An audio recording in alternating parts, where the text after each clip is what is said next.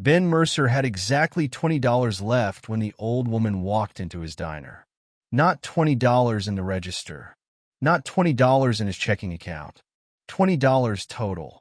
He had folded the bill behind his driver's license that morning, promising himself it would stay there until he could buy enough groceries to get him and his daughter through the weekend. The diner's freezer held half a box of burger patties, 3 bags of fries, and enough bacon to survive one decent breakfast rush, assuming a decent breakfast rush ever came again. The woman entered at 10:47 on a rainy Thursday night. The brass bell above the door gave one tired little jingle. She wore a gray wig that sat crooked over her ears, an oversized raincoat, and thick glasses with lenses that magnified her eyes. Water dripped from the hem of her coat onto the black and white tile. Ben looked past her toward the empty street. "We're closed," he said.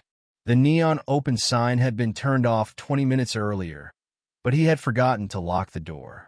That was happening more often lately. Forgetting the door. Forgetting invoices. Forgetting whether he had eaten. The woman glanced at the darkened grill. "I can see that."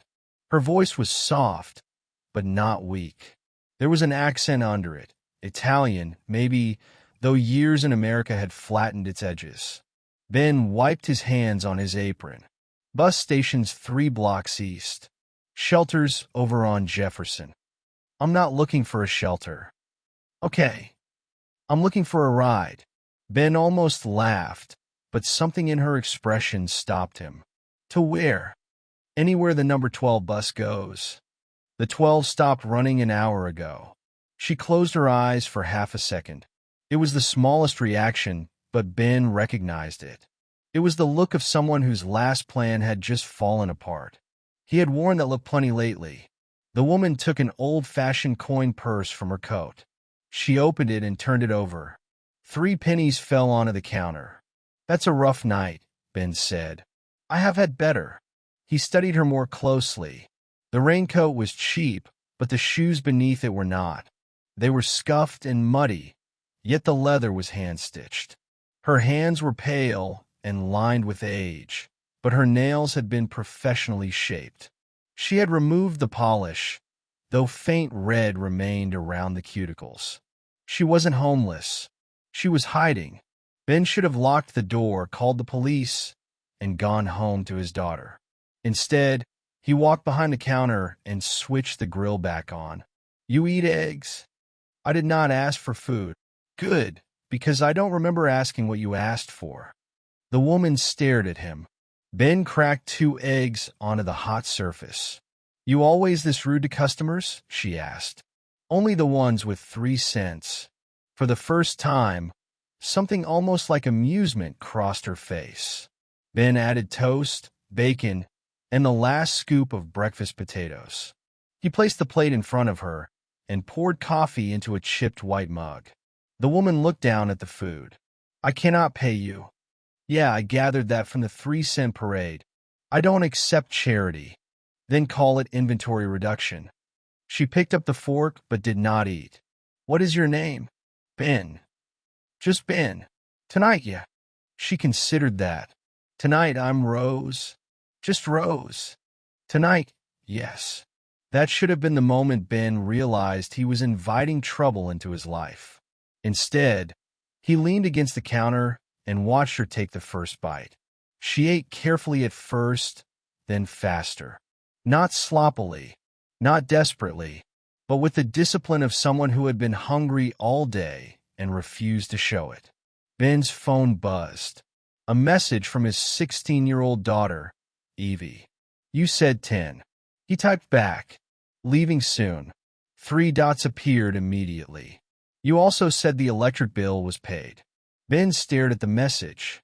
He had told her that because the truth was worse. The electric company had given him until Monday. The diner's lender had given him until noon the next day to make a payment of $4,600. If he failed, the bank would begin foreclosure. He put the phone face down. Rose had stopped eating. "Your family?" she asked. "My daughter. She is worried. She's annoyed." At 16, those are pretty much the same thing. You should go home. I will. But not yet. Ben looked at her. Rose nodded toward the window. Across the rain-slicked street, a dark sedan sat beneath a broken street lamp. Its headlights were off. Is that car why you need the bus? Ben asked. She did not answer. Are you in trouble? Trouble is a word people use when they believe something will pass. That sounds like a yes. I need to reach St. Matthew's Church before midnight. That's clear over in Bellwether. How far? 7 miles. Can you drive me? My truck has a busted alternator. It might get you 7 miles. It might die before we clear the parking lot. She reached into the inside of her coat and pulled out a gold ring. It was heavy, set with a dark red stone. Take this. Ben did not touch it. That ring's worth more than my truck. Then you would be well compensated. It could also be stolen. Her expression hardened. It is mine. People say that about stolen stuff all the time. The sedan across the street remained motionless. Ben picked up his phone and opened a rideshare app. The cheapest ride to St. Matthew's cost $18.46. He stared at the price, then at the $20 bill behind his license. Groceries, Evie's lunch, gas if his truck made it to the station. He had spent 3 years telling his daughter that being broke did not mean being helpless. He had also spent 3 years hiding just how close they were to losing everything. Rose pushed the plate away. Forget it. She stood. Ben looked again at the sedan. The driver's door opened. A broad-shouldered man stepped out beneath an umbrella. Rose's breath caught. Ben pulled out the $20 bill. Sit down. What are you doing? Getting you a ride. I told you, I do not accept charity. And I told you I'm rude. He booked the car.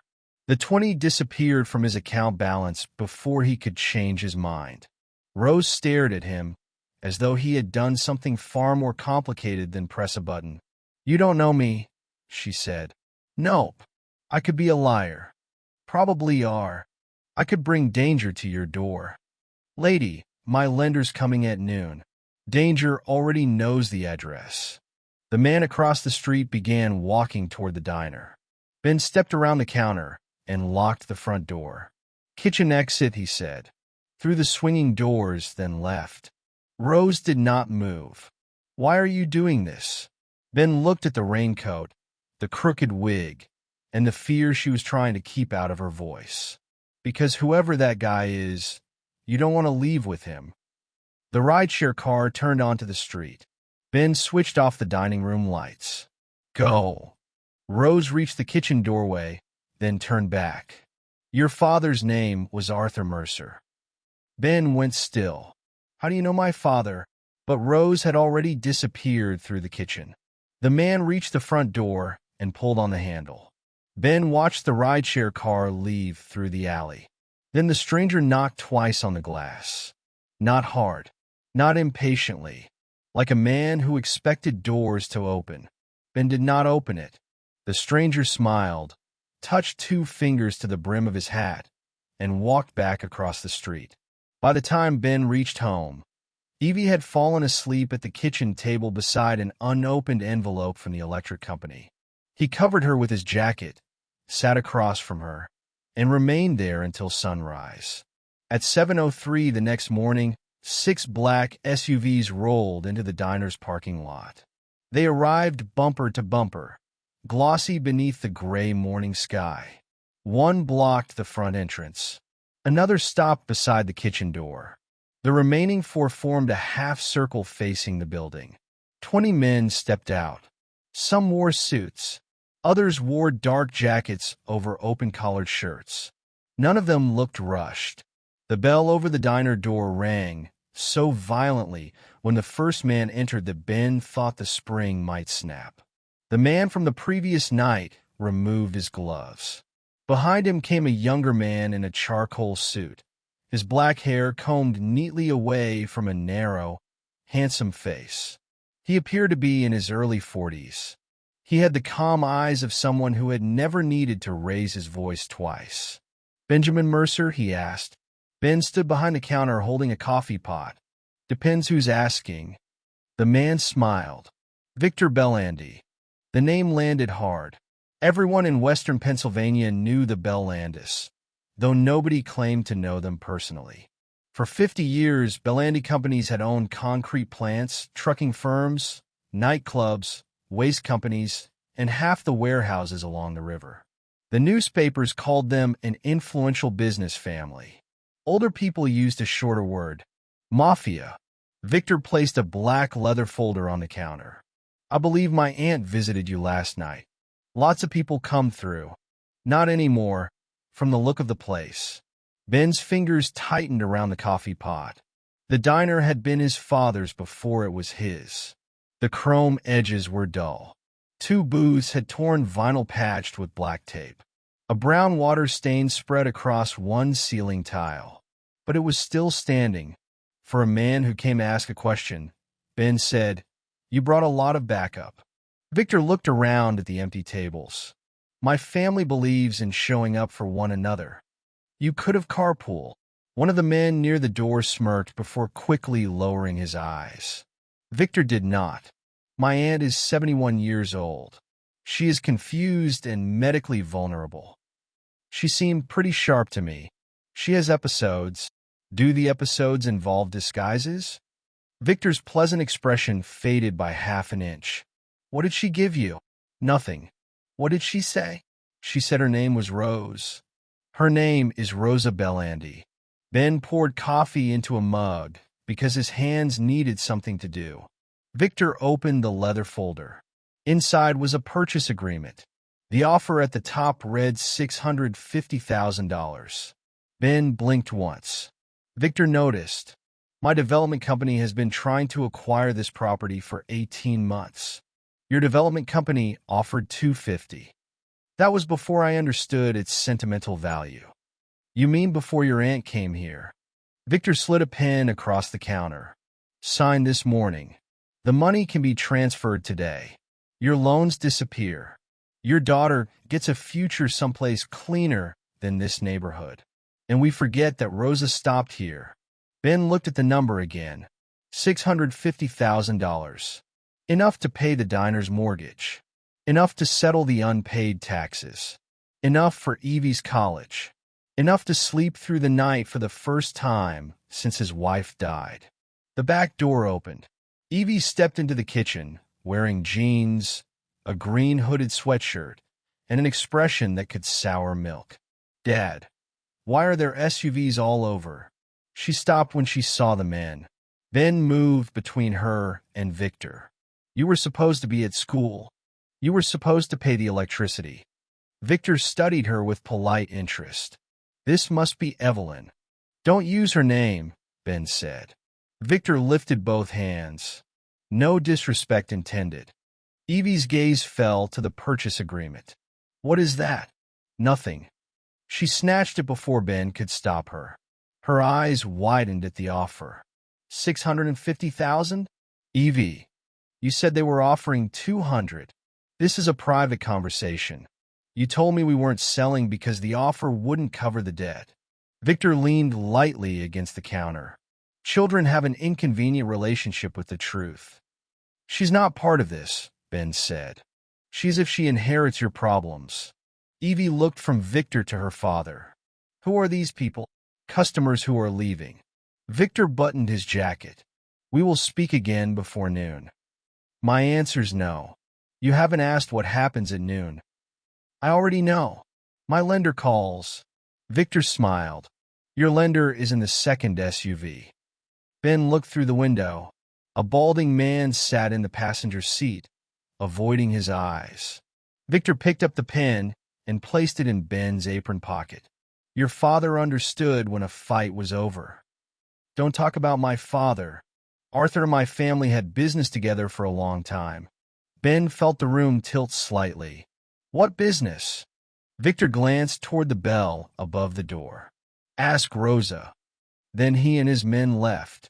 The convoy pulled away as quietly as it had arrived.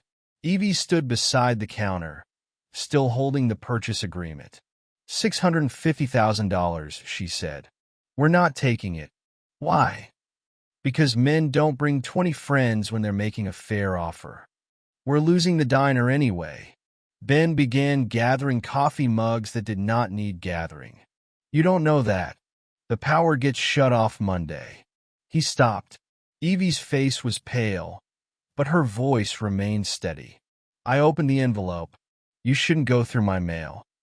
You shouldn't lie to me. I was handling it. No, you were hiding it. There's a difference. Not from where I'm standing. The front bell jingled again. Ben turned sharply. This time it was only Walt Grady, a retired steelworker who had eaten breakfast at the same corner stool for 22 years. Walt looked through the window at the departing SUVs. Either the president stopped by, or you finally started serving decent coffee. Ben took the purchase agreement from Evie and folded it. Coffee's still terrible. Good. Change makes me gassy. Walt settled onto his stool. Evie grabbed her backpack. I'm going to school. I'll drive you. In the truck that barely runs, I can get Walt to watch the place. I'll walk. It's raining. So was last night, apparently. Didn't stop you from spending our last $20 on a stranger. Ben stared at her. How do you know about that? Your bank sent a low balance alert to the tablet. Walt slowly lowered his menu. Evie's eyes were shiny now, though she refused to cry. You couldn't buy groceries, but you could buy some random woman a ride? She was in trouble. We're in trouble. That's different. Yeah, Evie said, because strangers get the truth. She walked out. The bell gave one sharp note behind her.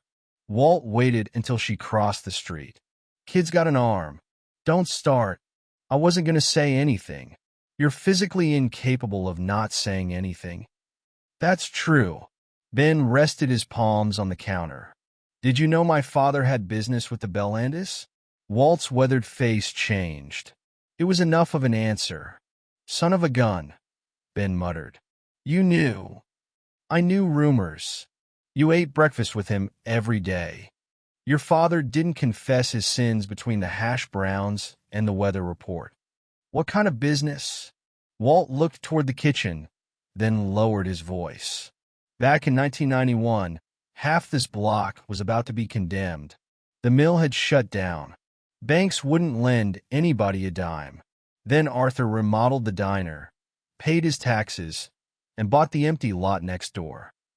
With what money? Everybody figured Bellandi money. Why would they give it to him? That part one don't know. Ben looked at the faded photograph hanging beside the register. His father stood in front of the diner on opening day, smiling beneath the original red and white sign. Arthur Mercer had believed in work, cash payments, and keeping family matters inside the family. Ben had spent his childhood admiring that silence. Now it looked different. The phone rang. Ben answered. A woman from Allegheny Community Lending informed him that his account had been transferred to the legal department. Unless he made a certified payment by noon, foreclosure proceedings would begin. He asked whether Victor Bellandi had purchased the loan. The woman became very quiet. I'm not authorized to discuss ownership of the note. That's a yes. I didn't say that. You didn't have to. At 11:42, Ben stood in the diner's basement with a flashlight. The concrete walls sweated moisture. Shelves sagged beneath old tax records, broken appliances, and boxes his father had labeled but never organized. Walt followed him down the stairs. What are we looking for? No idea. Good plan. Victor told me to ask Rosa. Rosa mentioned my father. There has to be something here. Maybe she was talking about a poker debt. My father didn't play poker. Everybody played poker. Your father just lost quietly. Ben opened a rusted filing cabinet. Receipts. Appliance warranties. Payroll forms from employees who had been dead 15 years. Behind the cabinet, he noticed scratches on the wall. They were too straight to be accidental. He shoved the cabinet aside. A small steel door had been set into the concrete. Walt whistled. Well, that seems innocent. Ben knelt and tried the handle. Locked. Above the keyhole was a brass plate engraved with 2 letters. AM. Arthur Mercer. Or something else. Ben searched his father's old key ring without success. At noon, a courier delivered the foreclosure notice. At 12:15, the gas company called about an unpaid balance Ben had never seen.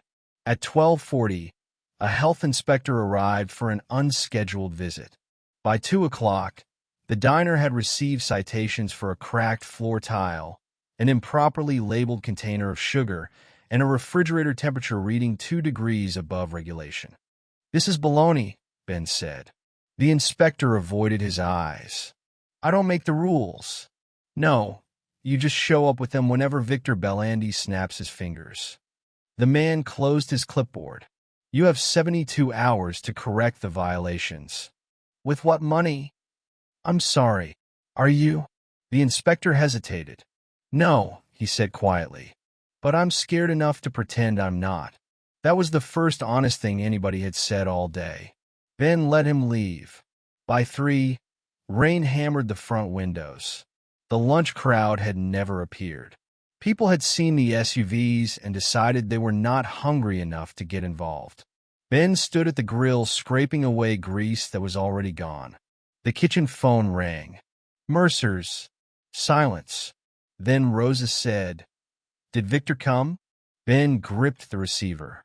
"You could say that. I am sorry. You're going to need a bigger word." "Did he offer to buy the diner?" $650. Do not sign." Funny, he gave the opposite advice. "Benjamin, listen carefully. Your property is the final parcel required for the Rivergate project. Without it, Victor cannot close his financing." "I don't care about his financing." "You should. The project is not warehouses as he claims.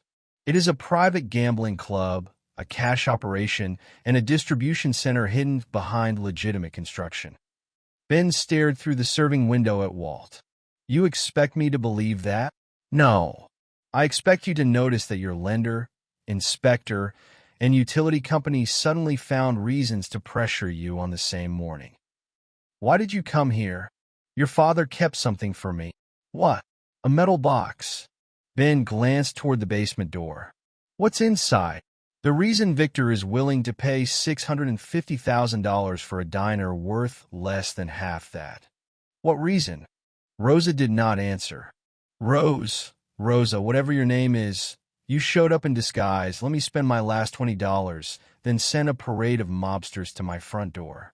You don't get to be mysterious anymore. I did not send them. They weren't collecting for charity. I came because I believed Arthur was still alive. My father's been dead 6 years. I learned that last night. You knew him well enough to trust him with a box, but not well enough to know he died? We had not spoken in 24 years. What did he do for you?" "He kept a promise to my son." Ben waited.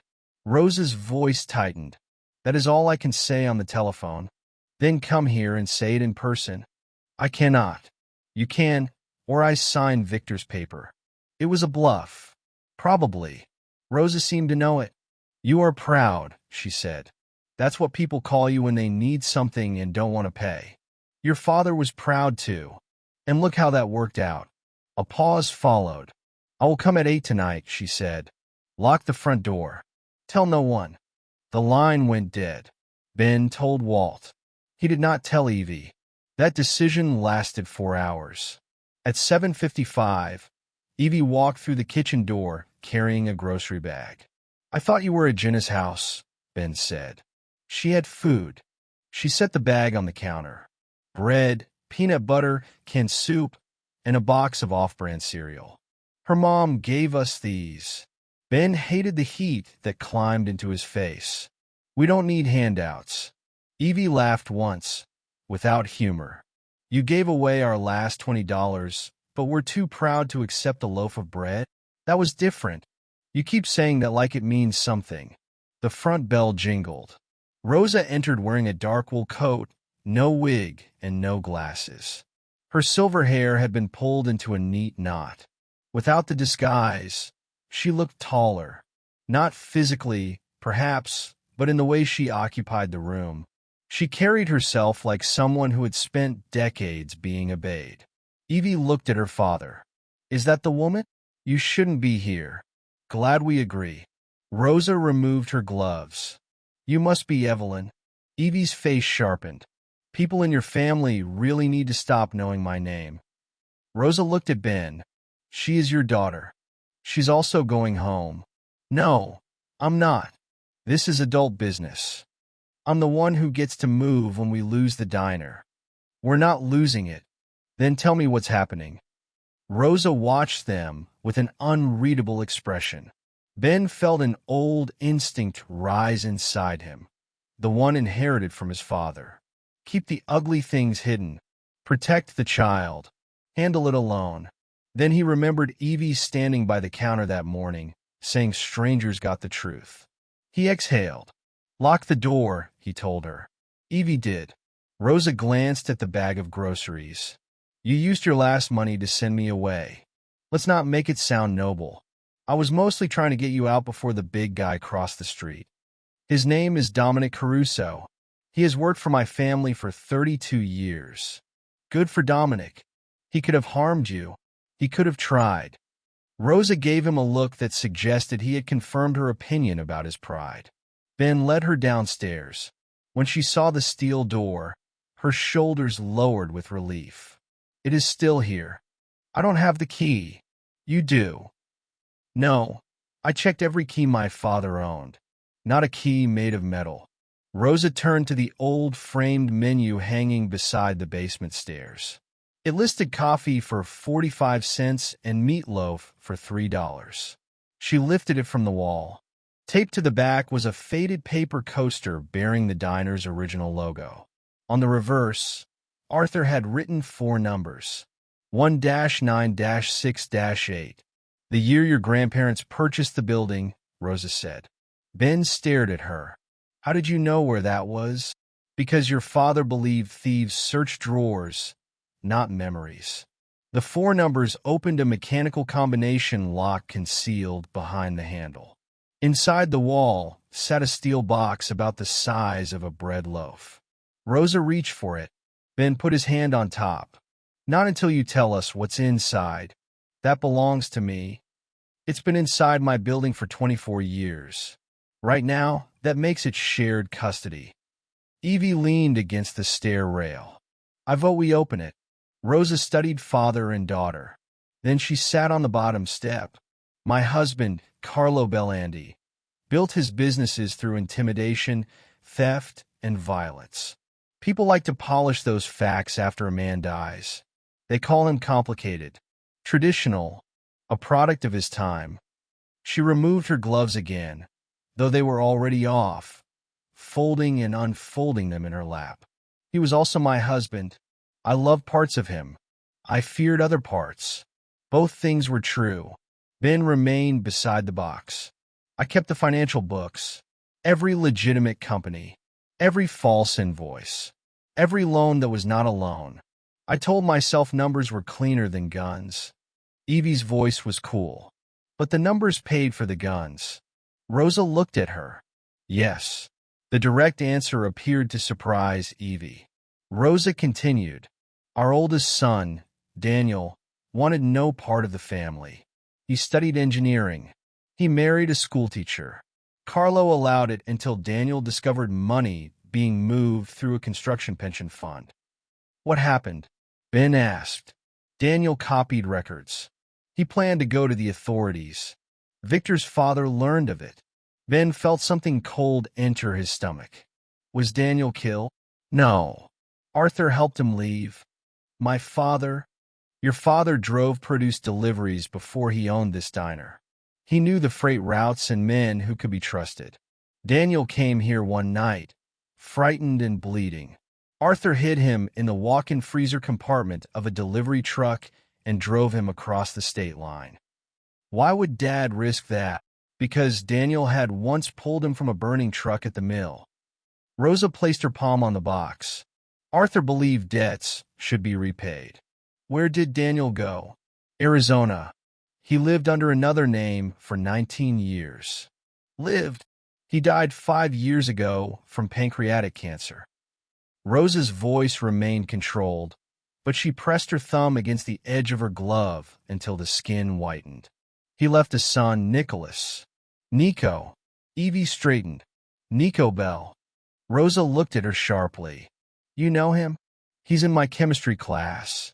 Ben stared at his daughter. You never mentioned knowing a Bellandi, because his last name at school is Bell. He transferred this year.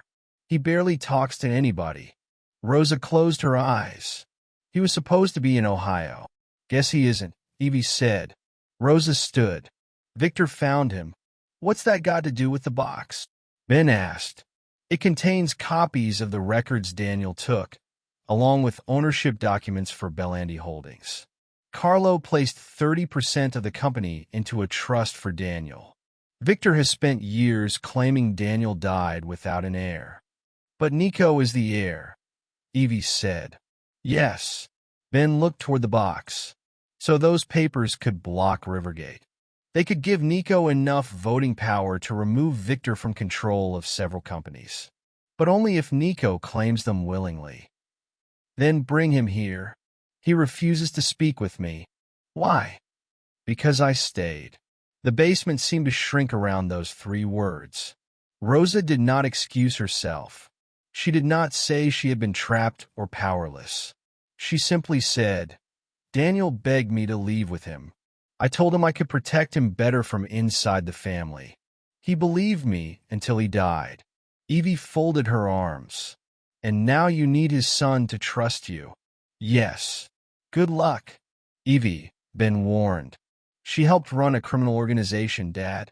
I know what she said. Do you?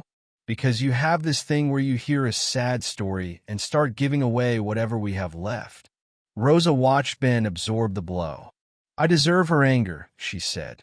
This isn't about what you deserve, Ben replied.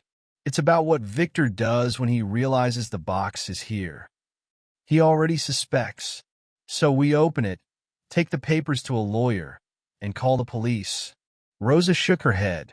Local law enforcement has spent decades looking away.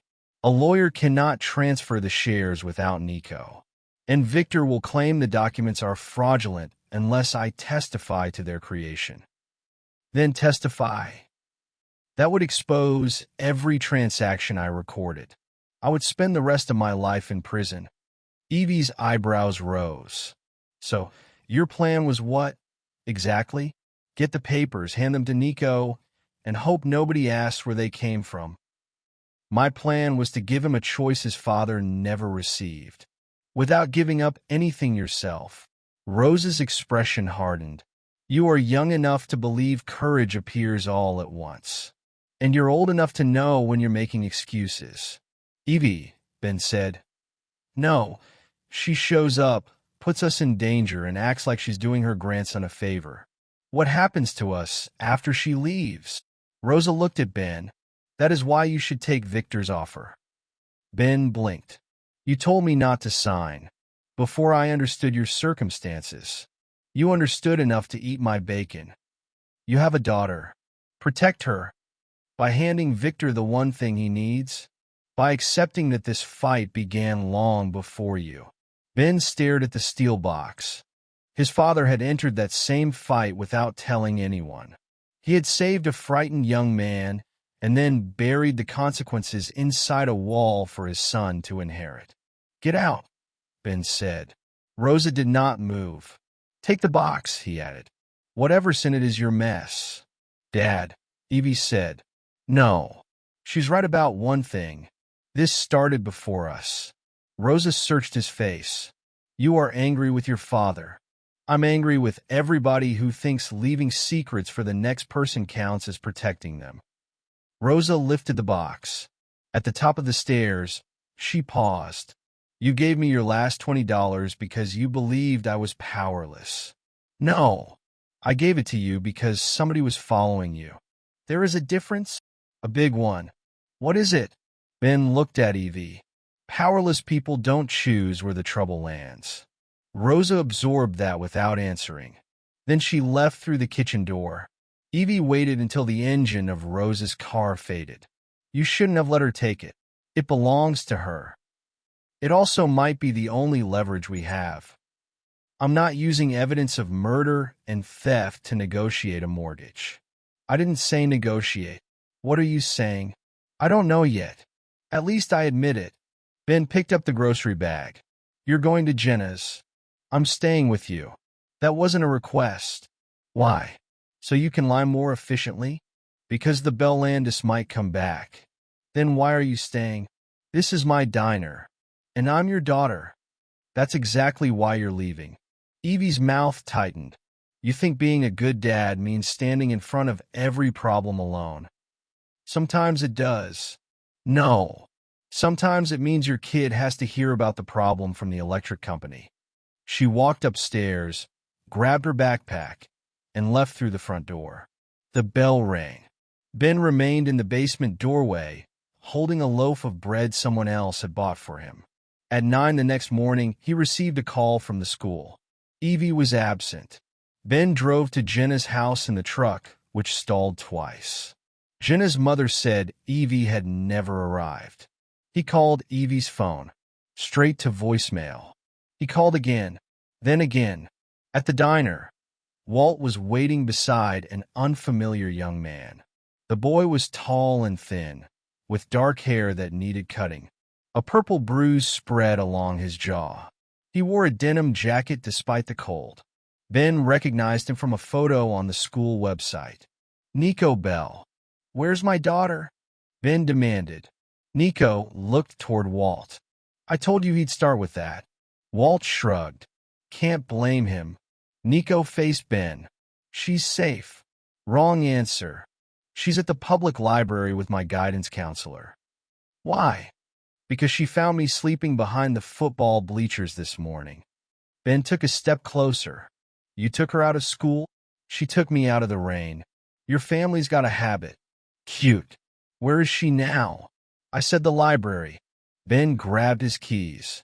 Nico blocked the door. You need to hear this first. Move. Victor knows my grandmother took the box.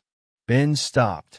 He also knows she came back here last night, Nico continued. He thinks she left something behind. She didn't. That won't matter. How do you know? Nico touched the bruise on his jaw. Because I was in the third SUV yesterday. The diner went quiet. Walt slowly placed a tire iron on the counter. Don't take this personal, kid, but I'm going to need more details.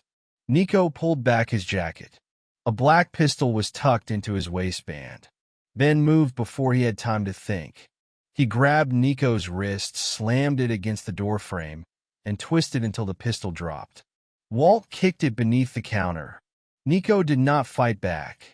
You bring a gun near my daughter? Ben said. It isn't mine. That usually makes people feel much better. Victor gave it to me last night. Said it was time I started acting like a Bellandi. Ben tightened his grip.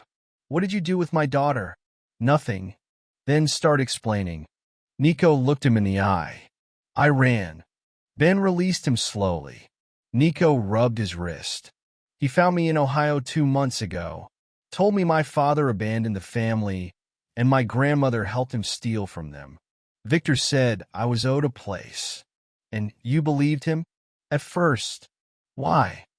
Because he showed up? The answer took some heat out of Ben's anger. Nico looked toward the pistol beneath the counter. He got me an apartment, clothes, a car, started bringing me to meetings. Nothing serious. Deliveries, waiting outside buildings, sitting in SUVs so people saw how many of us there were. Like yesterday, Walt said. Like yesterday. Did you know who Rosa was visiting? Ben asked. No. Victor said somebody had taken family property. Then what changed? Last night, he told Dominic to make sure the diner had an electrical fire after closing. Ben's eyes moved toward the kitchen. When? Tonight. Walt picked up the pistol with a dish towel. I'm calling the cops. They'll send a patrol car, Nico said. Victor will postpone it. Then it happens next week, when you stop expecting it. Ben felt anger rise through him, hot and reckless. Where's Victor? Don't. Where is he? You think you're going to walk into his office and scare him? No. I'm going to tell him if anything happens to my daughter. He'll know exactly how afraid you are. Ben stepped closer. You don't get to give me parenting advice. No, Nico said. I get to tell you how Victor uses families. He makes you think the person you love is the reason you should surrender. After a while, you start doing his work for him. The words landed harder than Ben wanted them to. Nico reached into his pocket and placed a key on the counter. Grandmother's house. Victor took her there last night. Is she being held? He calls it protecting her. And what do you call it? The door locks from the outside. Ben looked at the key. Why come here? Evie said you gave grandmother money when you didn't have any. That doesn't make me your rescue service. I know. Then what do you want? Nico swallowed. I want to talk to her. Ben almost laughed from sheer disbelief. Call her. Victor took her phone. Then go to the police. With a stolen gun and 6 weeks of helping Victor threaten people? You're 17. 18 last month. Congratulations. That makes the gun charge more grown-up. Walt leaned against the counter. Kid came here because he's scared. So am I, Ben said. I just don't bring firearms to breakfast. The front door opened. Evie walked in with her guidance counselor, Ms. Alvarez. Ben crossed the room in 3 strides. Are you okay? I texted you. Your phone's off. The battery died. You couldn't borrow one? I was helping him. You don't disappear to help an armed stranger. I didn't know he had a gun. That's the point. You didn't know anything. Evie's relief at seeing him hardened into anger. So what? I'm grounded for not leaving him outside. You're grounded for skipping school and not telling me where you were. You left a stranger alone in our diner and spent our last money on her. I'm the parent, and apparently that means your bad decisions are noble. Ms. Alvarez stepped carefully between them. Perhaps everyone could lower the volume. Walt nodded toward the kitchen. Coffee? Yes, Ms. Alvarez said. A lot. Over the next hour, the story came together in ugly pieces. Nico had lived with his mother in Arizona until she died in a car accident 2 years earlier. Daniel Bellandi, living as Daniel Bell, had never told his son the full truth about the family. After his father's death, Nico found letters mentioning Rosa, but no address. Victor found him first. He offered belonging, money, and a version of Daniel's history in which Rosa had betrayed everyone. Nico wanted that version to be true because it made his father's silence easier to forgive. Then Victor began asking him to participate in intimidation. A late payment collected from a truck driver. A brick thrown through a union organizer's window. A visit to the Mercer diner. The pistol had been the final step. You need an attorney, Ms. Alvarez told him. I don't have attorney money. I know a youth advocacy lawyer. I'm not a kid. Walt snorted. Every 18-year-old says that right before doing something only a kid would do. Ben rubbed both hands over his face. His daughter sat across from Nico, watching him with the guarded concern she used whenever she pretended not to care. Ben recognized it because she had inherited it from him. What happens if Nico claims the shares? He asked. Nico shook his head. I don't want their company. That's not what I asked. Ms. Alvarez answered. If legitimate trust documents exist, he may be able to assert ownership. But there would be litigation, possibly years of it. And Victor would have a strong incentive to stop him. Nico laughed bitterly. You can say kill me. Everybody else does. Evie looked at him. Nobody's killing you. You don't know that. No, but I know you don't get to walk back to Victor because you're scared. That's not your decision. Fine. Make a better one. Ben watched them. One frightened teenager challenging another frightened teenager to act like an adult. It should not have been their burden. Yet the adults had spent decades leaving it for them. Ben picked up the key to Rosa's house. I'll bring her here. Ms. Alvarez shook her head. That is a terrible idea. Agreed, Walt said. You got a better one? Yes. Several. Most don't involve trespassing at a Mafia residence. The door locks from outside. She's being held. Then call the state police. And say what? A member of the Bellandi family told us another member of the Bellandi family is locked in a mansion. Nico stood. I'll go. No, Ben and Evie said together. Evie looked at her father. You can't go alone. I absolutely can. Because standing alone has worked great so far. Ben pointed toward the booth. Sit down. I'm not 6. Then stop making me repeat myself like you are. Her face closed. Ben regretted the words immediately, but pride kept him from taking them back. Nico looked between them. Victor has men at the front gate, but there's an old service road behind the property. Grandmother showed it to me when I was little.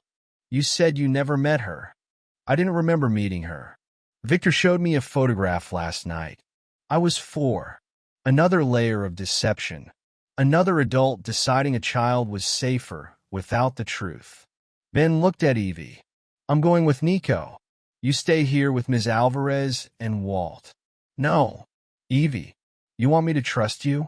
Tell me the whole plan. I just did. No, you issued orders. Ben lowered his voice. The plan is to get Rosa out without drawing attention. If that fails, we call the police and leave. You stay because somebody needs to copy every document in that box the second she arrives. You trust me with that? Yes. Evie studied him, searching for the part he was holding back. He forced himself not to look away. Finally, she nodded. Okay. It was the first boundary she had respected in days. Not because he had demanded it, but because he had given her a reason. The service road behind Rosa's property had become a channel of mud between bare trees. Ben's truck made it halfway before the engine coughed and died. Nico stared through the windshield. You said it might die. I like to manage expectations. Can you fix it? Sure. With an alternator. Do you have one? No. They continued on foot.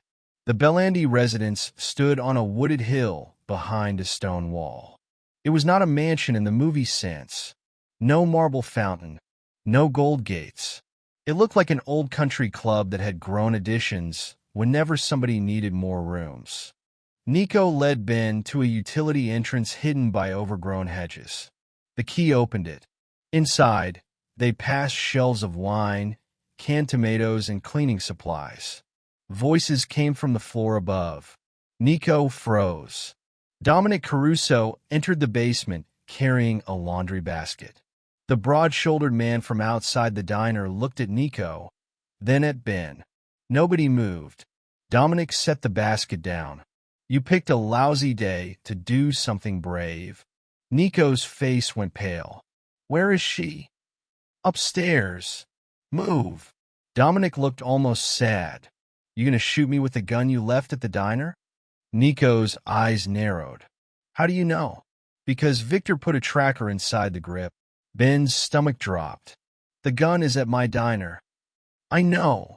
Dominic removed his phone and typed a message. Now Victor knows too. Nico lunged. Dominic caught him by the jacket and drove him against the wall. Ben grabbed a glass bottle from a shelf. Let him go. Dominic looked at the bottle. What are you going to do, Mercer? Season me? It's a start. For one strange second, Dominic smiled. Then he released Nico. Victor left 15 minutes ago, he said. He took 4 men toward the diner. Ben's hand tightened around the bottle. My daughter's there. Then quit wasting time. Why tell us? Dominic's face closed again. I told Victor an electrical fire was too much. Building could be occupied. Fire spreads. He said that was the point. You've threatened people for 30 years, and now you've found a conscience? Conscience isn't a light switch. No, it's a bill. Yours is overdue. Dominic accepted the insult without reaction. Rosa is upstairs. Last door on the left. Nico stared at him. You're letting us take her? I'm saying I won't stop you. That's not the same thing, Ben said. It's what I have today.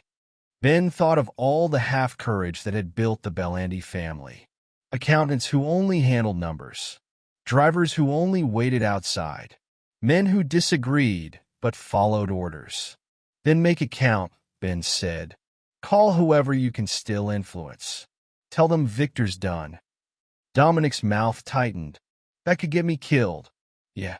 Courage shows up with lousy timing. Ben and Nico found Rosa in an upstairs bedroom. The door had no lock on the inside. She sat by the window wearing the same dark dress as the previous night. The steel box rested on a desk, unopened.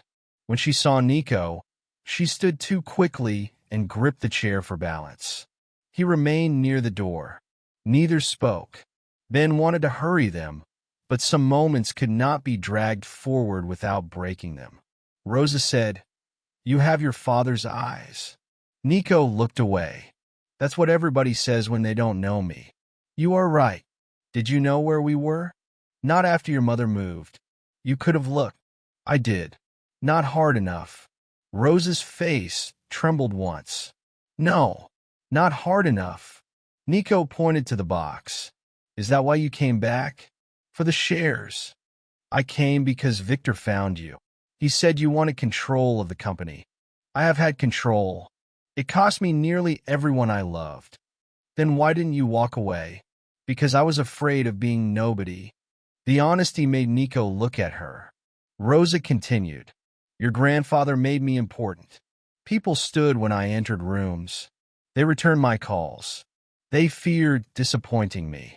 I confused being feared with being valued." Nico's anger did not disappear, but it changed shape. Ben's phone rang. "Evie." He answered immediately. "Dad, there are men outside. Lock everything."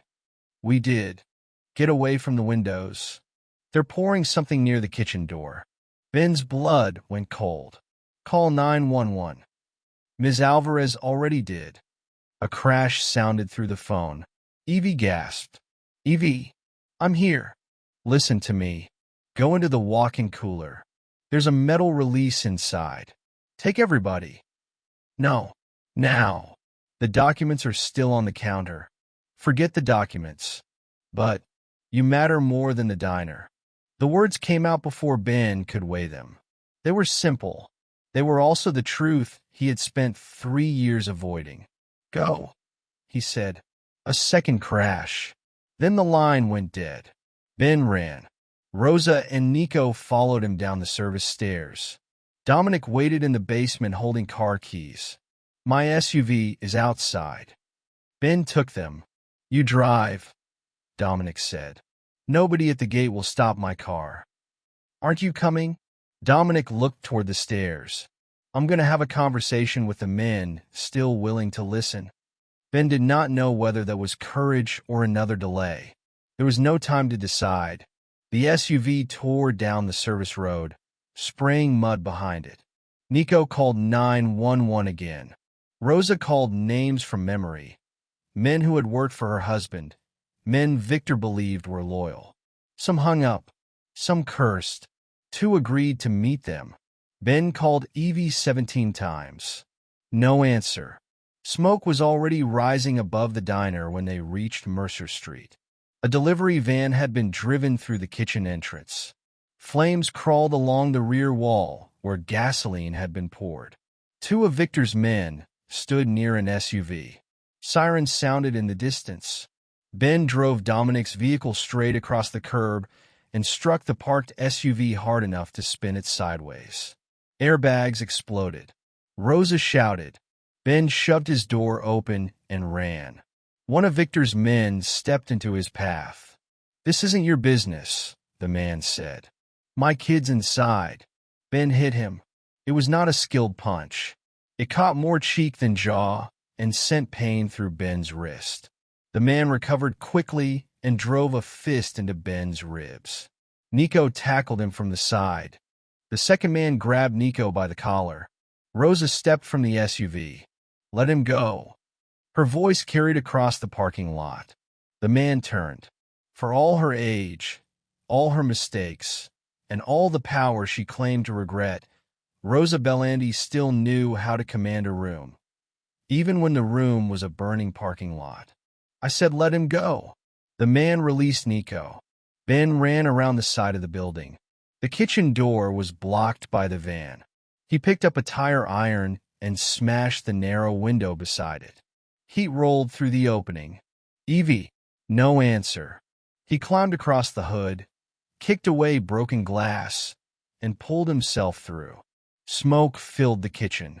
He wrapped his apron across his mouth and crawled beneath it. The walk-in cooler stood 20 feet away. Evie. A banging sound answered. He reached the cooler and pulled the door open. Evie, Walt, and Ms. Alvarez were crouched inside. Walt held the Bellandi box against his chest. Evie threw herself into Ben's arms. For 1 second he could not breathe, and not because of the smoke. You came back, she said. Of course I came back. You said the truck died. Borrowed a better car. Walt coughed.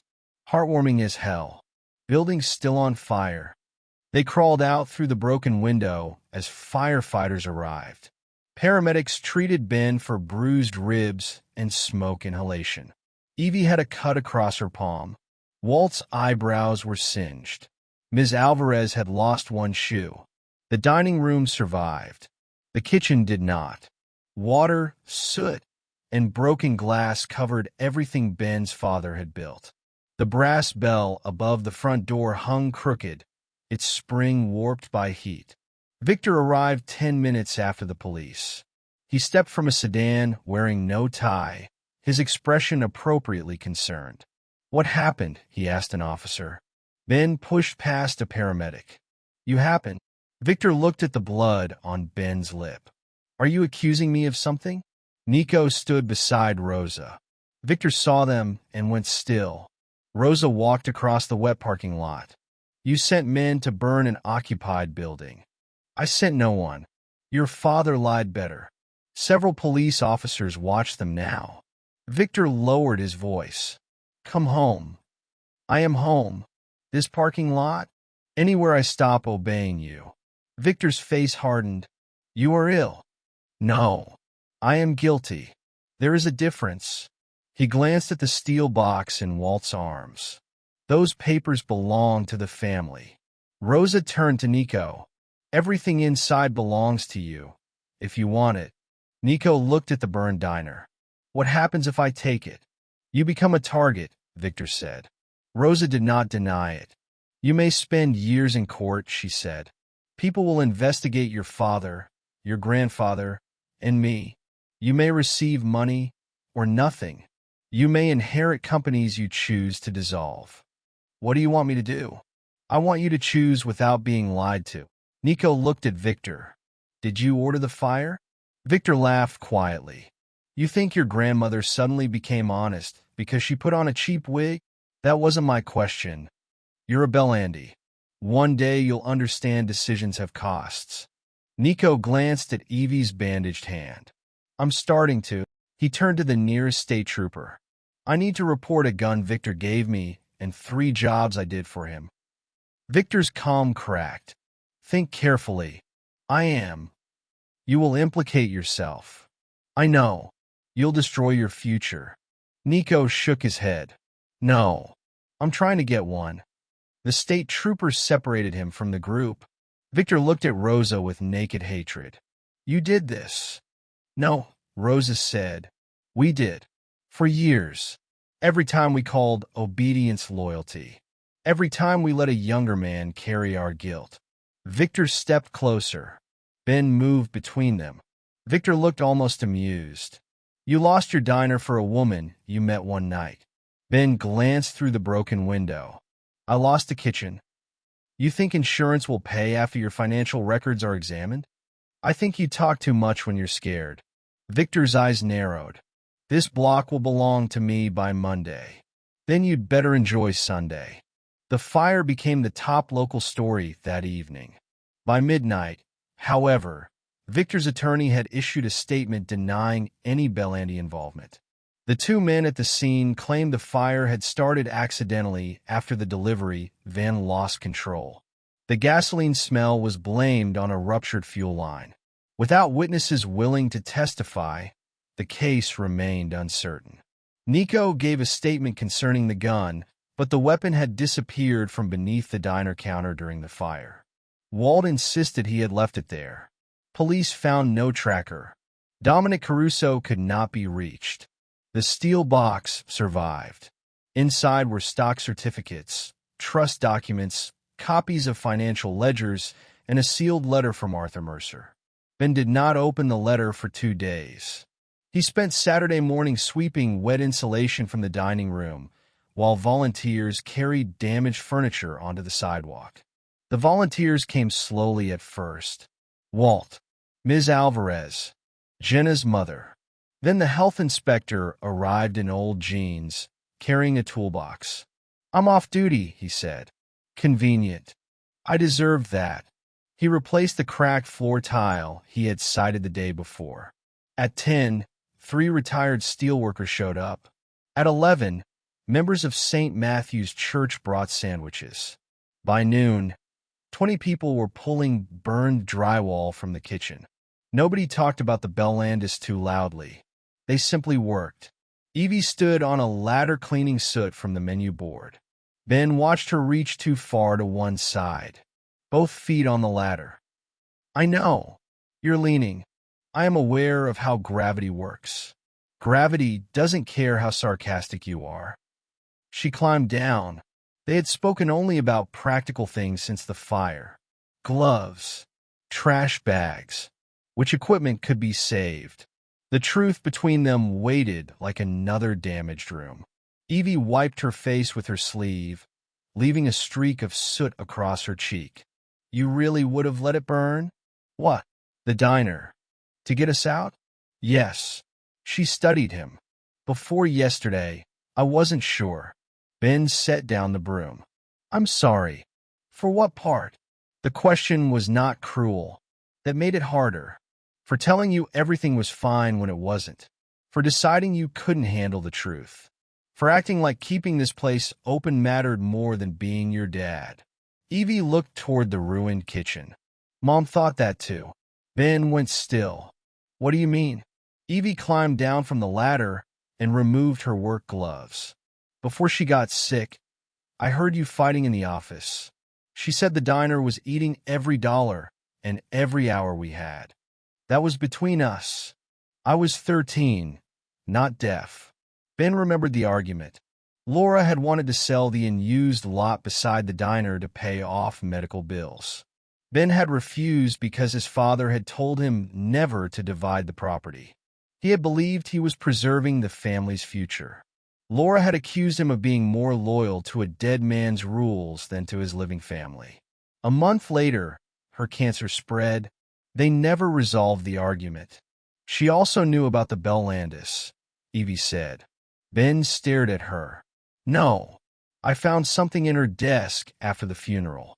A lawyer's business card and notes about a trust." "Why didn't you tell me?" "You packed everything before I could. You could have told me later." Evie's expression sharpened. "That's kind of rich." He accepted it. "Do you still have the notes?" "In my room."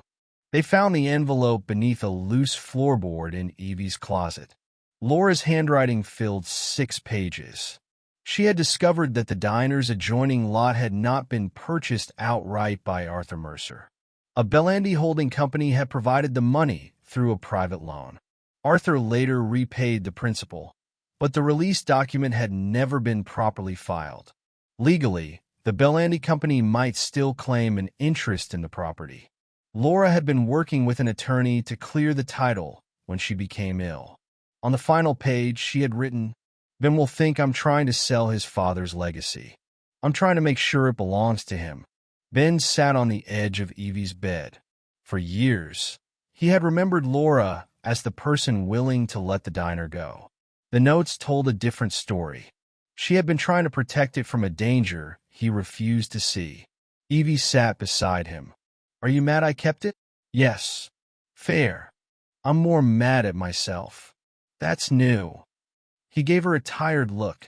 She rested her head briefly against his shoulder. It was not full forgiveness. It was better. It was a beginning. Arthur's letter waited inside the steel box. Ben opened it that night at the diner. Rosa, Nico, Evie, Walt, and Ms. Alvarez sat with him in the damaged dining room. They had placed a lantern on each table because the electricity had been disconnected that afternoon. Arthur's handwriting was blunt and uneven. Ben, if you're reading this, then silence has done what silence always does. It has handed the bill to somebody else. In 1991, Daniel Bellandi came to me because he believed his family would kill him. I helped him leave.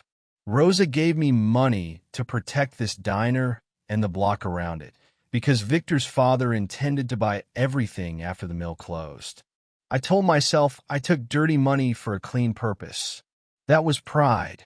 Money keeps the fingerprints of the person who gives it. I repaid what I could, but the legal tie remains. Laura found it. She tried to help me fix it. I asked her not to tell you because I was ashamed. That was cowardice. The papers in this box give Daniel's heir power, but power is not the same as freedom. Do not choose for him. Do not keep the diner because I kept it. Do not sell it because you're scared. Tell your daughter the truth sooner than I told you. I am sorry I left you a debt disguised as a legacy. Dad. Nobody spoke for a while. Walt removed his glasses and rubbed them against his shirt. Arthur always did take the scenic route to an apology. Ben folded the letter. Rosa looked down at her hands.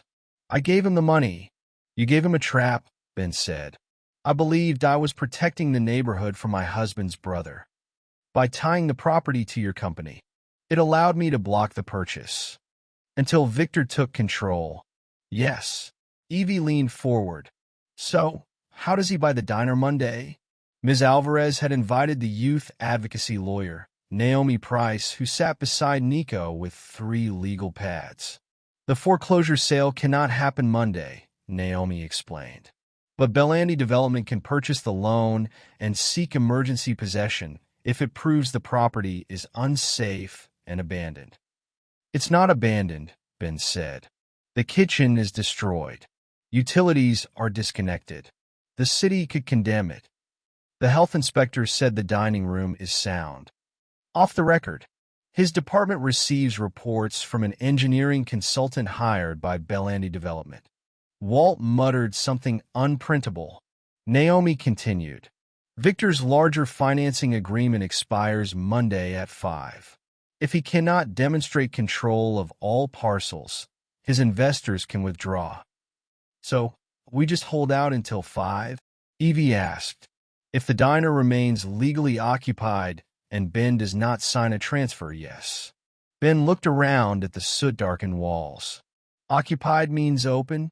It means actively possessed and not condemned. We could serve coffee. With no kitchen? Walt asked. I've served worse. Rosa did not smile. Victor will not wait quietly. Naomi nodded.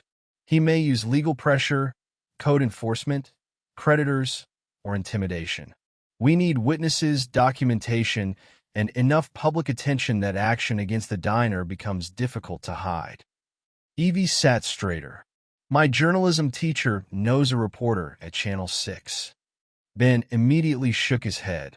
No, you wanted witnesses. I don't want your face on television challenging the Bellandis. Why? They already know where I live. That doesn't make it smart. It makes hiding pointless. Rosa looked at Ben. She is right. Nobody asked the former mob accountant for parenting advice. No. You prefer advice from dead people. The words cut. Rosa did not take them back. Ben stood. You came here asking us to fix what you helped build, but every time the cost gets real, you talk about what Victor will do. What are you doing? I retrieved the documents. For Nico. Yes. You told him the truth in a room full of lawyers. Great. What are you risking? Rosa's face hardened with old authority. I have lost my home. You'll find another. My family. The family that locked your door? My name. Your name is why half this town is scared to eat breakfast here. Rosa rose slowly. You know nothing about the cost of surrendering a life you have lived for 50 years. You're right. I know what it costs when people refuse to. Nico looked at his grandmother. Will you testify? The anger left Rosa's face. What? Not just about the documents. About everything. Naomi became very still. Rosa looked toward the windows. Outside, volunteers moved beneath work lights, carrying debris to a dumpster. If I testify, she said, I will be charged. Nico nodded. Probably. I may die in prison. I know. Is that what you want? His voice shook, but he held her gaze. I want you to stop asking younger people to carry the part you're afraid of. Rosa sat down. For the first time since Ben met her, she looked her age. Perhaps older. No, she said. Nico's face closed. Rosa lifted a hand. No, that is not what you want. It is what you need. And I have spent too long giving people what kept them close instead of what they needed. She turned to Naomi. I will testify. Naomi warned her not to say anything further until a criminal attorney was present. Rosa almost smiled. After 71 years, a lawyer finally wants me to be quiet. The next 48 hours transformed Mercer's diner. Not back into what it had been, into something temporary, stubborn, and alive. The burned kitchen was sealed behind plastic sheeting. Electricians donated a temporary line for lights and coffee makers. St. Matthew's Church loaned folding tables. A bakery supplied pastries. A food truck parked beside the diner to serve hot meals. Evie contacted the reporter. Ben objected until she placed Laura's notes beside Arthur's letter. No more deciding alone, she said. He hated the fear in his chest. He hated even more that she was right. By Sunday afternoon, the story had spread across local social media. Family diner resists forced development after suspicious fire. The report did not accuse Victor directly. It did show the convoy arriving Friday morning, captured by a camera at the pharmacy across the street. The image of 6 black SUVs surrounding a small diner did not require much explanation. Customers returned. Some came for coffee.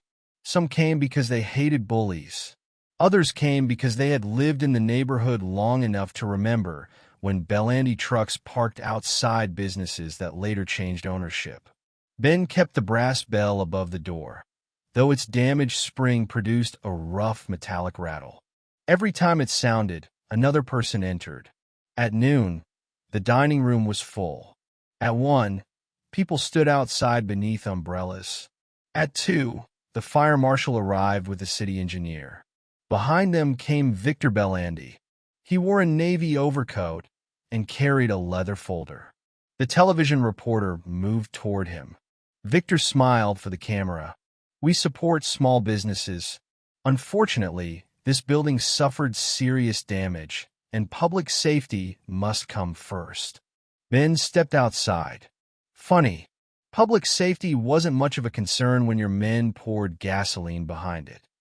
Victor looked wounded. Still making accusations without evidence? Nico emerged from the doorway. I'll testify. Victor's eyes flickered toward the cameras. You are a confused young man being manipulated by people who want your inheritance.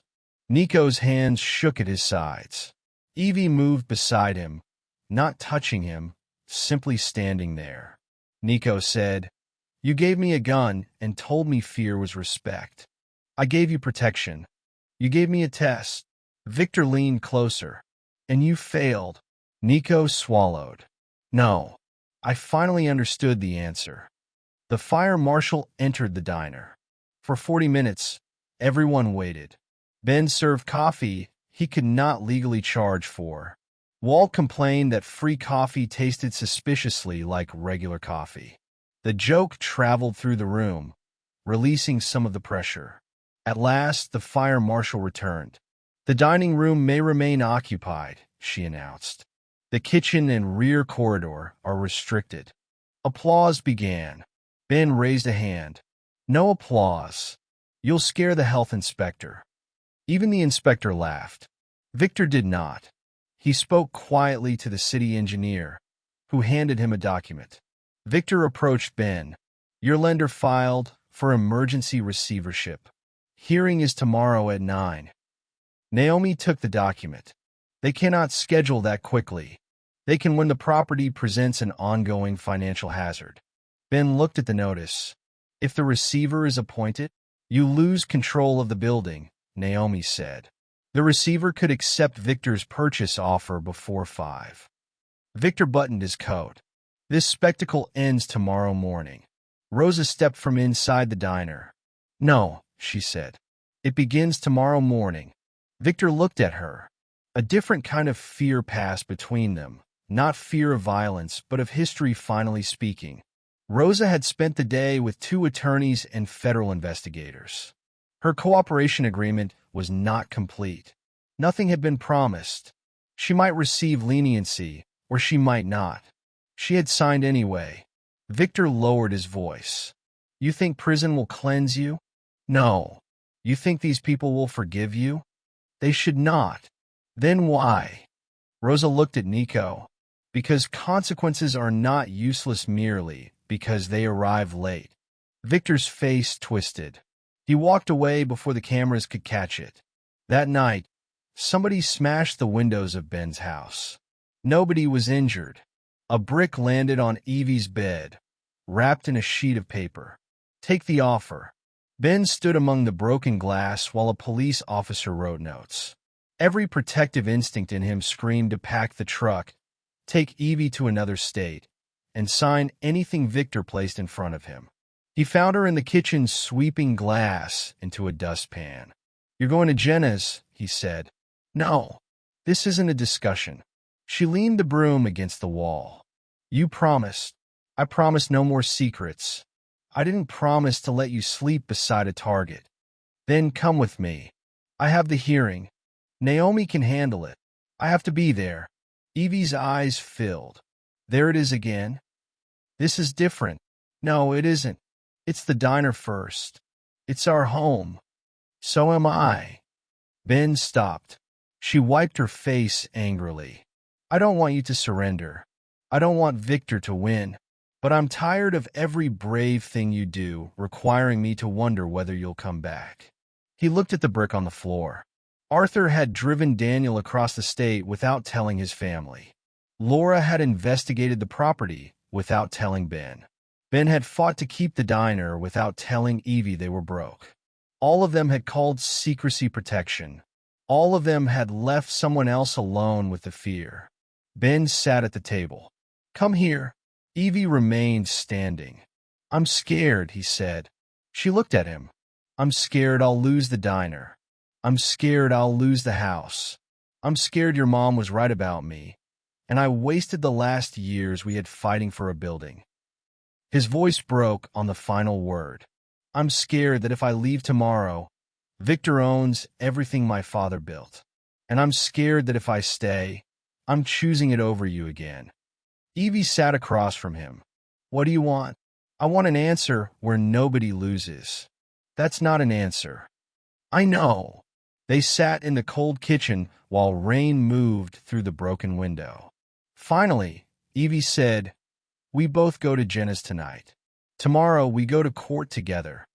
It could be dangerous, so we don't travel alone. Walt drives. Ms. Alvarez meets us. The reporter knows where we are." Ben considered it. Not perfect. Not safe. Shared. "Okay," he said. Evie nodded. "Okay." It was the first plan they had made as equals in a long time.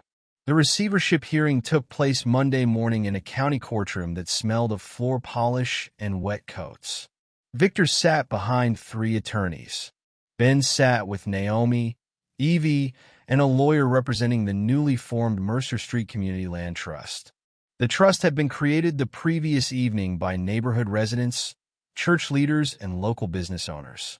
It had no meaningful money. It did have 37 members and a proposal. Ben would transfer the diner property into the trust if he retained a long-term operating lease. It meant he would no longer own the land outright. It also meant nobody could quietly force him to sell it again. Letting go of ownership felt like betraying his father. Then Ben remembered Arthur's letter. "Do not keep the diner because I kept it."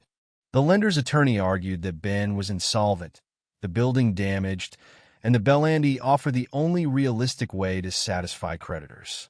Naomi argued that the lender had engineered the default after acquiring the note through a Bellandi shell company.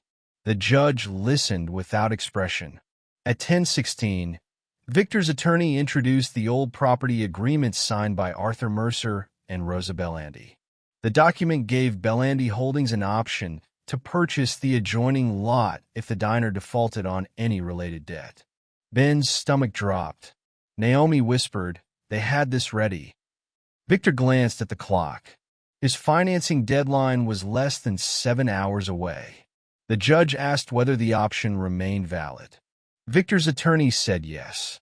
Naomi argued no. Then the courtroom doors opened. Dominic Caruso entered with 2 federal agents. Victor's composure disappeared. Dominic avoided looking at him. The agents handed Naomi's co-counsel a certified filing made 31 years earlier, but never entered into the county's digital database. It was a release signed by Carlo Bellandi. The related debt had been satisfied in full. Arthur had possessed the release. He had filed it. The county had misplaced it during a records transfer. The document weakened Victor's claim, but it did not end the hearing. The lender still held Ben's defaulted mortgage. Evidence could clear an old lie. It could not pay a present debt. The judge looked at Ben. "Mr. Mercer, can you make the required payment?" Ben stood. "No, Your Honor." "Can the proposed community trust make it?" The trust's attorney stood. "Not today." Victor's lawyer rose. "Then the outcome is unfortunate but obvious." Ben looked at Evie. She did not tell him what to choose. That mattered. He faced the judge. "I can't pay the mortgage, and I can't promise the diner will make enough money next month. I've spent 3 years treating that building like keeping it was the same as keeping my family together." Victor checked the clock again. Ben continued. "Bellandi Development offered enough money to clear every debt. I could sign today and my daughter and I could walk away with something." Victor's expression relaxed. Evie remained still. "But their offer requires the property, the adjoining lot, and a confidentiality agreement covering the fire and every contact with their employees." Victor's attorney stood. "Settlement communications are confidential. I'm not disclosing the amount." Ben looked at the judge. "I won't sign it." The judge leaned forward. "Then what remedy are you asking this court to provide?" "Time. Until 5 o'clock. "For what purpose?" "To allow the land trust to present an alternative purchase agreement."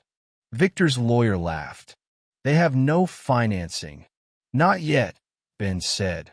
It was not a secret donation or a miracle investor. The community trust had filed applications with a regional preservation fund, a union credit cooperative, and a nonprofit lender. None had promised approval. Ben was asking a judge to delay a creditor with a valid default based on possibilities. The judge called a recess. In the hallway, Victor approached him alone. "You enjoy making your daughter afraid?"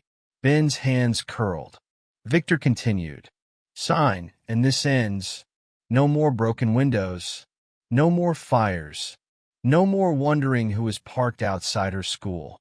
You just admitted the threats. I described your reality. You created it.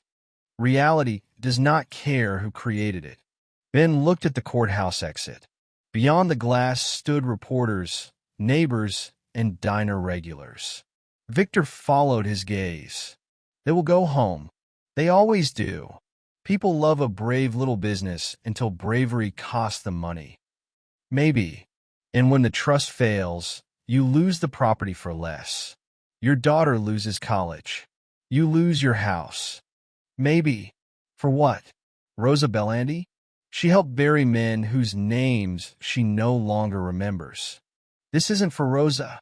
Nico. He will take his shares, hire a lawyer. and become exactly what his blood made him. This isn't for Nico either. Victor frowned. Then who? Ben looked at Evie through the courtroom doorway. It's for the next person who gets told fear is the only practical choice. Victor's voice turned cold. You are not your father. I know. For the first time, Ben meant it without shame.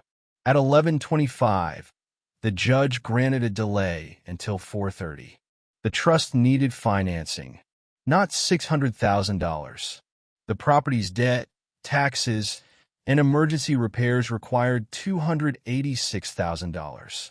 A lot of money, too much for pie sales and donation jars. The Union Credit Cooperative was willing to lend $150,000 if the trust raised a substantial reserve. The Preservation Fund could contribute $75,000, but its board did not meet until Wednesday. Victor's financing deadline remained 5 o'clock Monday. At noon, Rosa made her final decision. Through her attorney, she surrendered all personal claims to the Bellandi Family Trust and authorized the seizure of her legitimate assets for restitution. One asset was a retirement account funded through legal wages from Bellandi Concrete. After taxes and legal holds, $39,000 remained available. She offered it to the community trust. Ben refused. You're not buying forgiveness. I know. You may need that money for legal fees. I have counsel. You'll need somewhere to live. I have lived in 20 rooms and belonged in none of them. That sounds poetic. Still no. Rosa looked annoyed. Your pride is exhausting. So is your money. Evie stepped between them. What would the donation buy? The trust attorney answered. Combined with existing pledges, it would meet the credit cooperative's reserve requirement. Ben shook his head. The diner doesn't get saved by Bellandi money again. Rosa's face changed. This is not Bellandi money. It is mine, earned from the legal company. Taxes paid. Every dollar documented. That's not the point. It is exactly the point, Evie said. Ben stared at her. You don't erase history by refusing anything connected to it. You decide what happens to it next. Rosa nodded once. Ben pointed at her. Don't look proud. You didn't raise her.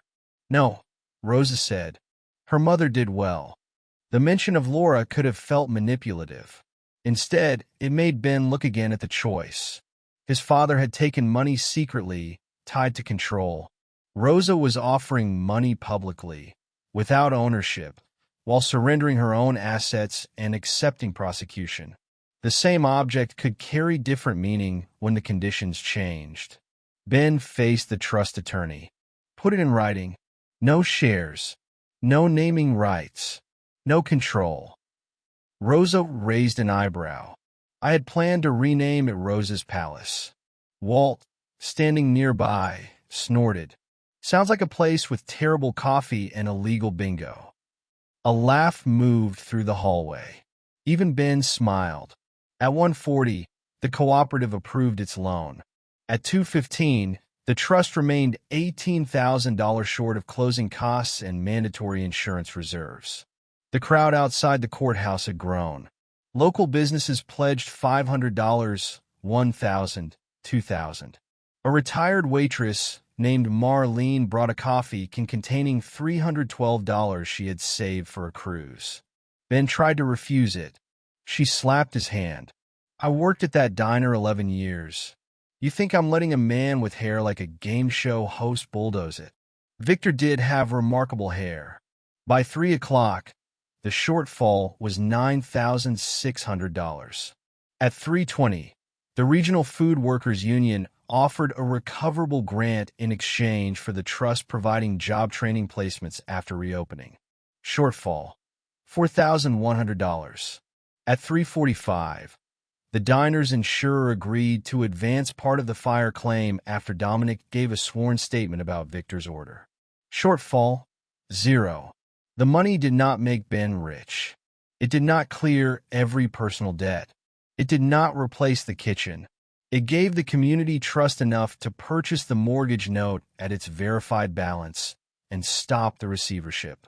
At 4:18, the documents were signed. Ben signed away ownership of the land. His hand trembled before the pen touched paper. Evie stood beside him. "You okay?" "No." "Good." He looked at her.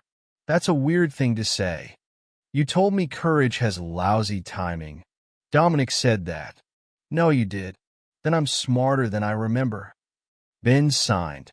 At 4:41, the agreement was filed with the court. The judge denied the receiver. At 5:02, Victor Bellandi's development consortium announced that its Rivergate acquisition had failed to close. His investors withdrew the following morning. Victor was not dragged from the courtroom in handcuffs. Real consequences moved more slowly than that. Federal prosecutors opened cases involving financial fraud, extortion, arson conspiracy, and pension theft. Victor denied every allegation. His attorneys fought every subpoena. Dominic entered protective custody after admitting his role in years of intimidation. Nico accepted responsibility for the jobs he had performed. Because of his age, cooperation, and limited role, he entered a diversion program, completed community service, and testified before a grand jury. Rosa was charged with conspiracy, tax fraud, and obstruction. She pleaded guilty. At sentencing 8 months later, she did not ask the judge to forgive her because she was old, frightened, or finally helpful. She described what she had done. Then she accepted the sentence. Nico attended the hearing, but did not sit beside her. Their relationship rebuilt itself in smaller ways. A weekly letter. A phone call she never demanded. A visit he ended when she tried to criticize his mother. The next week, Rosa apologized without defending herself. The visit after that lasted longer. Mercer's diner reopened 11 months after the fire. The new kitchen belonged to the Community Land Trust. A workforce program trained adults returning from prison, young people leaving foster care, and workers displaced from closed factories. Ben retained a lease, a salary, and considerably less authority than he once had. At first, that drove him nuts. A board had to approve large expenses. Walt chaired the maintenance committee despite possessing no qualifications beyond owning several ranches. Evie served as the youth representative and rejected her father's proposal for new uniforms. "We're not dressing people like ketchup bottles," she told him. "They're classic diner colors. Their pants the color of mustard. Mustard is cheerful. Mustard is a condiment." The uniforms were rejected 9 votes to 1. Ben accused the board of corruption. Nico washed dishes during his first summer in the program. He was terrible at it. He broke 6 glasses his first week and insisted the sink had hostile geometry. Walt told him geometry had beaten smarter men. By fall, Nico enrolled in community college to study accounting. When Ben asked why anyone from his family would voluntarily go near financial records, Nico said, "Seems like somebody should learn to do it without committing felonies." Evie earned a journalism scholarship. Not enough to cover everything. Enough to make the remaining cost possible. She chose a college 2 hours away, rather than across the country. Ben told her not to make the choice for him. She said she was making it for herself. He believed her. The morning she left, he stood beside her car holding 3 boxes of things she had told him not to bring. "You packed the cereal," she said. "Food's important. They have stores near college. I've heard rumors. And why is there a flashlight? Power outages. It's a major university. Electricity gets cocky." She took the box. Ben struggled to find the right words. He had spent years believing love meant having answers, money, and a plan. Now he knew it sometimes meant standing in a parking lot, scared out of your mind, and telling the truth anyway. "I'm proud of you," he said. Evie hugged him. "I know." You could say it back. "Don't make this weird. I'm your father. Making things weird is protected under federal law." She laughed against his shoulder. Then she drove away. Ben watched until her taillights disappeared. He did not feel abandoned. He felt the ache of having raised someone capable of leaving and still knowing where home was. That afternoon, he returned to the diner. The original brass bell had been repaired and rehung above the front door. Its surface remained darkened from the fire, and the tone was rougher than before. Ben had considered replacing it. The board voted no. Walt claimed the damage gave it character. When the door opened, the bell rang. Rosa entered accompanied by a correctional officer. She had received permission to attend a supervised restorative justice meeting with several families harmed by Bellandi pension fraud. The meeting would be held after closing. Her hair was shorter. Her clothes were plain. She looked smaller without the armor of her old life. Ben poured her coffee. She placed 3 pennies on the counter. He looked at them. "What's this?" "Outstanding debt. You owe me $20. The coffee was terrible. Still is. I heard Evelyn left for college. This morning. You must be worried." "I am." Rosa waited. Ben added, "And proud. And sad. More than one thing can be true." A faint smile appeared. "Yes." Nico emerged from the kitchen carrying 2 plates. He stopped when he saw her. Rosa did not stand. She did not reach for him. She waited for him to choose the distance. Nico placed a plate in front of her. Eggs, toast, bacon, and breakfast potatoes. The same meal Ben had served on the rainy night they met. "I didn't order this," Rosa said. Nico sat at the next stool. Inventory reduction. Ben smiled. Outside, afternoon light fell across Mercer Street. The lots Victor had tried to acquire were being transferred into the community trust one by one. A grocery cooperative planned to open beside the diner. The old pharmacy had signed a 10-year lease. Nothing was perfect. The diner still owed money. Ben's ribs hurt in cold weather. Nico still woke from dreams in which black SUVs waited outside his apartment. Evie sometimes ignored her father's calls for 2 days and then phoned at midnight to ask how long chicken could safely thaw on a counter. Rosa still had years left on her sentence. Victor's trial had not begun, but the door no longer opened only for trouble. It opened for neighbors, workers, students, tired parents, retired men with too much time, and people who needed somewhere warm before deciding what came next. The repaired bell rang again. A woman entered with 2 small children and asked whether the diner was still serving breakfast. Ben looked at the clock. It was nearly 4 in the afternoon. "We are now," he said. He turned the grill back on. Years earlier, Arthur Mercer had accepted money because he believed saving a place justified keeping a secret. Ben had almost made the opposite mistake, believing refusing help would purify the past. What finally saved the diner was not one rich person, one document, or one heroic act. It was the moment people stopped carrying fear alone. Sometimes $20 does not return as a fortune. Sometimes it returns as a truth you can no longer avoid, a door you finally open, or a second chance that costs more than you expected. Who is someone whose kindness stayed with you long after they probably forgot it? Share your story in the comments, and subscribe for more stories about family, courage, justice, and hard-earned second chances.